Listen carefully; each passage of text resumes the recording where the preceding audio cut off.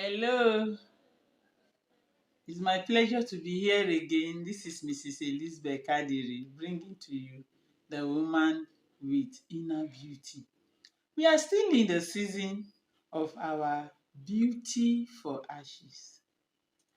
And like we've been considering, God has given us beauty, and we said it is time for us to give beauty to others that are in need of beauty in one way or the other.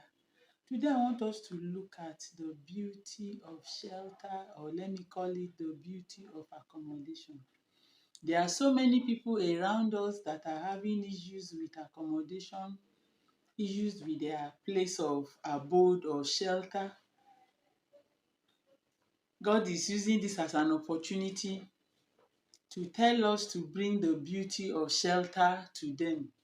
Okay, we are in a world anyway that will not advise that you bring in somebody to come and stay in your apartment or to stay with you at home. But if there be any way whatsoever the Lord is laying in your heart to be a helper, a party to somebody's accommodation, maybe having their rent due, they are being evicted from where they are staying and all that, do not hesitate to do that. Or they are staying in a place that is not a good environment at all, and it is in your capacity to do it, is a way of bringing beauty into somebody's life. The Lord wants you to do that. What is shelter? Shelter is a place that provides cover or protection from weather, from danger. It is a place of refuge. Some persons are in a place that does not really give them this refuge or protect them from harsh weather or from evil happening around them. If God uses you to bring the beauty of shelter into their lives, to be in a place that is conducive and okay, it is a good thing. Okay, it can be like a room. When we say accommodation, it can be like a room or group of rooms or building which someone can live in. And our God is a first example of someone who gives shelter to us. Like whatever we do here, we take anchor from the Bible. And God has given us an example, as we see in Genesis chapter 2 from verse 7 to 8, that when he created man, he didn't just create him there. The Bible said he provided a place of shelter, the garden of Eden, the conducive place for them, where everything that is needed was around them. They need to eat, they get their food around. Then there is the river, four rivers that flow into the garden, just to make life comfortable for us. So if God has made life comfortable for you, giving you beauty, that you are not in need of shelter or accommodation now, he expects you to also do the same. The year is running to an end. People are stranded in so many places, but God can use you to bring beauty to their lives, thereby bringing laughter to their mouth again. Another example of one who gave shelter is from the book of 2 Kings chapter 4 verse 9 to 11. It is the story of the Shunammite woman. We saw when Elijah was coming and going, carrying out his ministry work. And at a point, it became clear to her that Elijah does not really have a place of abode. He just comes and go. Then she went to meet her husband, that I perceive that this man of God needs accommodation, that I should go ahead and provide a place of accommodation for him. So by the next time Elijah was coming, she has made a room, prepared it with bed and everything that is required to make life conducive for the man of God. No wonder when she had the challenge, okay, it was from there that the man of God saw that this woman needed a son. All the while he has been coming and passing by, he didn't know that she didn't have a son, she didn't have a child. But as he had to stay in their place there, he discovered her need, and God used him to meet that need, and she gave birth to her own child. Then by the next time he was coming again, she has lost that child to death. Still, God used him to miraculously bring that child back to life.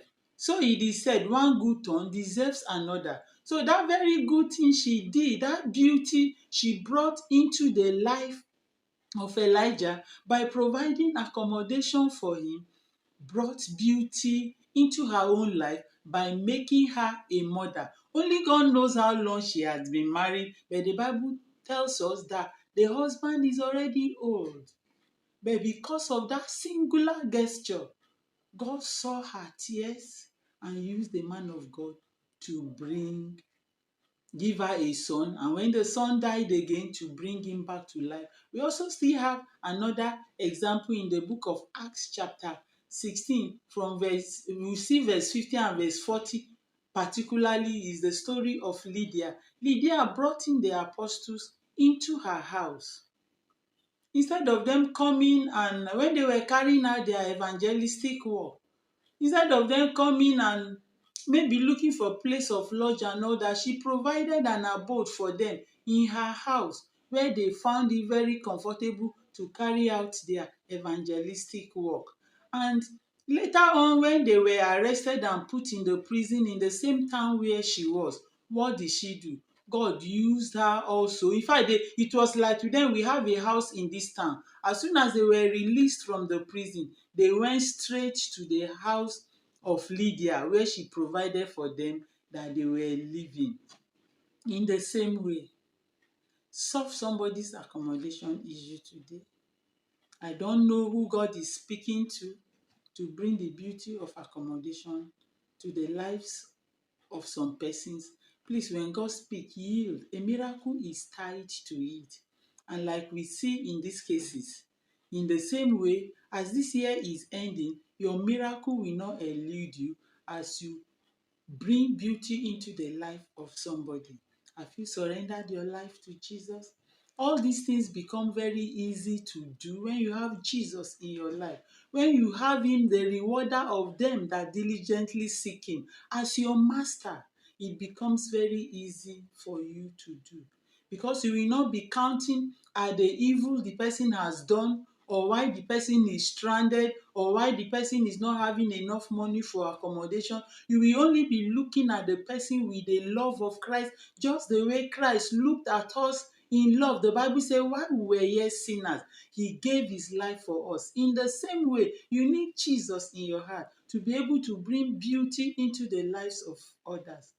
As this year is running to an end, please don't continue in the life of sin. He is beckoning on you to come. Surrender to him. He loves you. He gave his life for you. He shed his blood that he will wash away your sins and make you a new person. Go to him in prayer. Confess your sin. Ask him for the grace to live without sin. He will give it to you, and he will bring you into his abode. And then the miracles you have been waiting for will begin to locate you. God bless you. Thank you for your time with us today again. This is the Woman with Inner Beauty. We are on YouTube, we are on Instagram, and of course on Facebook. God bless you. See you in our next video. Thank you.